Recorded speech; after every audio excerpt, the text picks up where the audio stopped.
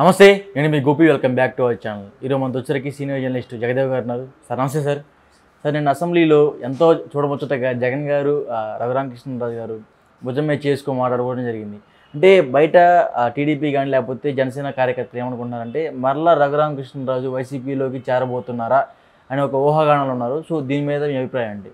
రఘురామకృష్ణరాజు గారు భుజాల మీద చేతులు వేసుకోలేదు, చేయి కలుపుకొని మాట్లాడుకున్నారు, షేక్ హ్యాండ్ లాగా. మరి భుజాల మీద అని మీరు అంటున్నారు. భుజాల మీద అనేది అది వేరే భావం వస్తుంది, బాగా మిత్రులు ఉండేవాళ్ళకి అలా ఉంటుంది.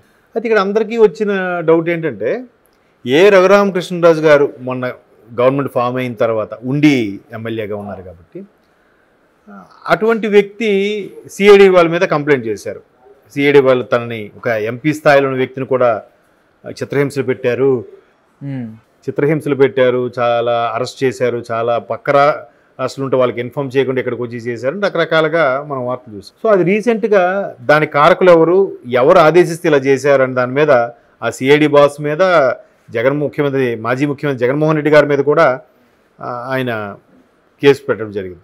సో అట్లా అంత పెట్టి మాట్లాడితే జగన్మోహన్ రెడ్డి గారి మీద విమర్శలు, షటైర్లు, ఆయన సొంత ఛానల్లో వ్యంగ్యాస్త్రాలు సంధించే RRR గారు రఘురామకృష్ణరాజు గారు వీళ్ళు జగన్ని పలకరించడం ఏంటా అనేది చాలా సందేహం వచ్చిన తర్వాత మేబీ సిఐడి విషయాలు కానీ లేదంటే జనరల్గా ఒక కుచల సమాచారాలు మాట్లాడుకున్నారా అని సందేహం వచ్చింది. ఎందుకంటే ఈయన నవ్వుతున్నాడు, ఆయన మాట్లాడారు. ఆ ఫోటో అయితే చూశాను నేను. సో ఇవాళ రఘురామకృష్ణ గారు ఇచ్చిన క్లారిటీ ఏంటంటే, మీరు ఏదైనా ధైర్యంగా ఎదుర్కోవాలి, మీరు రావాలి అసెంబ్లీకి వచ్చి మీ నిరసన తెలియజేయాలి, మీ వాయిస్ వినిపించాలి అన్నట్టుగా మాట్లాడాను అన్నట్టుగా చెప్పారు. మేబీ ఆయన కూడా వ్యంగ్యంగా వెటకారం కూడా అని ఉండొచ్చు. 11 మంది ఉంటే ఆయన ఏమంత ధైర్యంగా రాగలుగుతాడో, ఆయన మైక్ ఎవరిస్తారు, ప్రతిపక్ష హోదా కూడా లేదు. బట్ రఘురామకృష్ణరాజు గారు అలా మాట్లాడాలని స్టేట్మెంట్ ఇవ్వడం అనే విషయం పక్కన పెడితే, రాజకీయ నాయకుడు అంటే అలాగే ఉండాలబ్బా. వెనక కత్తులు దూసుకున్నా, ఆడి మీదకి పీకల వరకు కోపం ఉన్నా, వీళ్ళు బయట కనబడడం మాత్రం నమస్కారం అండి, బాగున్నారా, ఏంటి సంగతి, చిక్కిపోయారు, ఇలాగే మాట్లాడారు. ఇదే రాజకీయం. అంతేగాని జగన్మోహన్ రెడ్డి గారిలాగా చంద్రబాబు నాయుడు ముఖం చూడను, ఆయన అక్కడ కనబడితే నేను వెళ్ళను, ఆయన ఉంటాడు స్పీకర్గా, ఆయన పాత్ర ఉంటారు కానీ ముఖం చూడను, ఇవి కాదు. చాలా జరుగుతుంటాయి. అవన్నీ పట్టించుకోకుండా రాజకీయ దృక్పథంతో వీడికి నాకు పర్సనల్ గ్రెడ్జెస్ లేవు, కేవలం ప్రజల కోసం చేసే పరిపాలనలో, ప్రజల కోసం జరిగే ప్లాన్స్లో, పథకాల్లో లోటుపాట్లు, హెచ్చుతగ్గులు ఉన్నప్పుడు ప్రతిపక్షాలు విమర్శిస్తారు. ఆ విమర్శ కూడా ప్రజలకి సంబంధించిన పథకాల కోసం, ప్రజలకు సంబంధించిన వాడి యొక్క కొన్ని మౌలిక సదుపాయాల కోసమే తప్ప వ్యక్తిగతం అయితే కాదు కదా. అది మైండ్లో ఉంటే ఎవరు తీసుకోరు. అది మైండ్లో పెట్టుకొని ఎక్స్ట్రీమ్ లెవెల్కి వెళ్ళి వాడు 3 పెళ్ళిళ్ళు చేసుకున్నాడు, 4వ పిల్లం ఎవరో తెలియదు, లేదంటే ఆ బిడ్డను కన్నాడు కానీ ఎవరితో కన్నాడు, ఇట్లాంటి మాట్లాడకూడదు, చాలా తప్పది.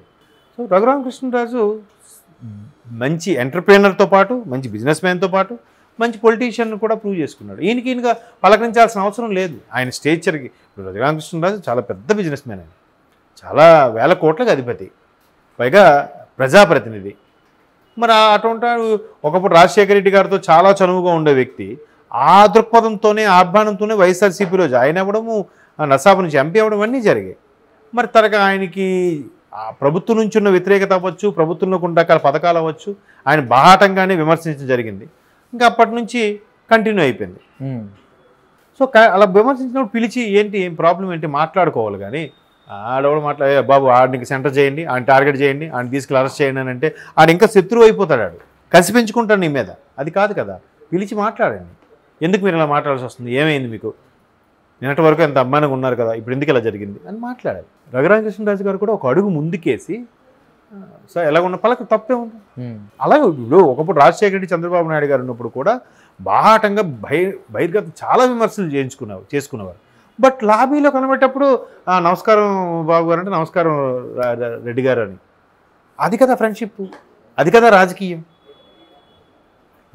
ఒకప్పుడు ఎలా ఉండేవంటే, గవర్నమెంట్ ఏదున్నా కానీ అటు ప్రతిపక్ష నేతకి పనులు జరిగేవి, ఇటు అధికార పక్షం వాడికి పనులు జరిగేవి. అందుకే కదా నీకు గుర్తుందో లేదు, చిన్నప్పుడు ఎక్కువ డైలాగ్ కూడా మనమే పిచ్చోళ్ళం రా, వాళ్ళు ఒకటేరా అని అంటారుగా, అది ఉండేది. అలా ఉన్నప్పుడు పోనీ వాళ్ళు పని చేయించుకున్నా ప్రజలకు ఇబ్బంది లేదు కదా.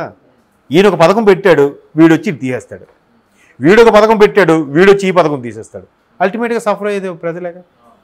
ఒకడు రోడ్డు వేసాడు, చంద్రబాబు నాయుడు రోడ్డు వేసాడు, ఈ రోడ్డు మీద నడడం తవ్వేయడం, తవ్వితే ఎవరికి నష్టం? నువ్వే ఇబ్బంది పడతావు. చంద్రబాబు నాయుడు గారు ఎన్టీఆర్ యూనివర్సిటీ అని పెట్టారు, తీసేసి వైఎస్ఆర్ యూనివర్సిటీ. ఏంటి అట్లా? అది కాదు రాజకీయం.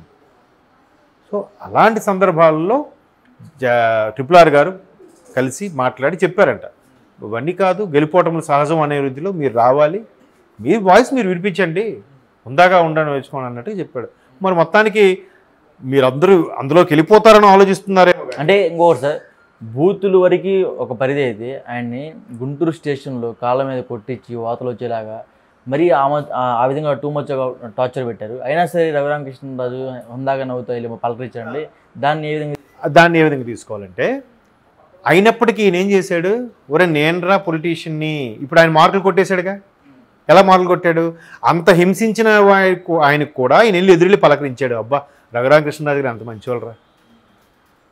సీతమ్మ వాకిట్లో సిరిమల్లి చెట్టు సినిమా చూసారా? అందులో ప్రకాష్ రాజు వాడు వీడు వస్తే మళ్ళీ పలకరిస్తాడు అని సైడ్ వెళ్ళిపోతాడు, పిలిచి మరీ పలకరిస్తాడు. తర్వాత బాయిడు అంత మంచోడు, అందరినీ చక్కగా పలకరిస్తాడు. అది కదా అక్కడ ఆయన మార్కులు కొట్టేశాడు. ఈయనకి ఇంకేమనుకుంటారు, తిరిగి ఈయనదే అప్పర్ హ్యాండ్, ఎవరిది RRR గారిది. జగన్ ఒక మాజీ ముఖ్యమంత్రి పట్టుకుని నేను తిరిగి క్లాస్ పీకాను, ఎందుకురా నీకు ఆ పౌరుషం, నువ్వు అసెంబ్లీకి రా, చక్కగా ఉండు, నీ ప్రతిపక్షంగా ఉండు, లేదా ప్రజల తరపున నీ వాయిస్ వినిపించు అని చెప్పాను నేను అని చెప్పుకోవడానికి ఉంటారు కదా దీనికి. అప్పుడు అప్పర్ హ్యాండ్ ఎవరికి చెప్పండి? అది కదా రాజకీయం. అందుకు రఘురామకృష్ణరాజు అనే వ్యక్తి చాలా అటెన్షన్లో ఉంటాడు. ఆయన బయట ఉన్నప్పుడు కూడా ఆయన వైపు ఎక్కువగా మీడియా వాళ్ళకి కూడా ఫోకస్ ఉంటుంది, మీరు అబ్జర్వ్ చేశారో లేదో. సో ఆయన వైపు టర్న్ చేసుకున్నాడు అటెన్షన్ అంతా కూడా.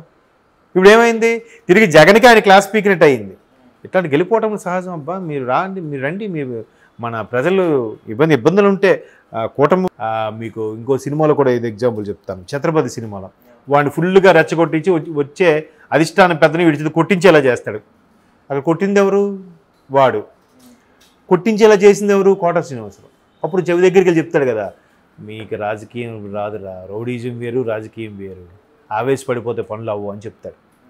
సో ఇక్కడ కూడా RRR గారు ఆ పరంగా ఈయన్నే అప్పర్ హ్యాండ్ లాగా ఉండి ఆయన క్లాస్ పని కూడా ఉన్నట్టు ఉంటుంది కదా.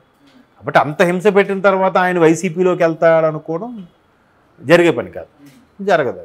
ఎందుకంటే దానికి కూడా ఆయన నరసాపురం ఎంపీకి ముందు ఫిక్స్ అయ్యిందన్నారు, తర్వాత ఏమి జరిగిందో తెలియదు. లాస్ట్ మినిట్లో బాబు గారు చెప్పి సజెస్ట్ చేసి ఉండి ప్లేస్ని ఈయనకి కేటాయించారు, ఇన్ని చూసాం కాబట్టి అట్లా వెళ్తారని నేను అనుకోవట్లేదు. Okay sir, thank you.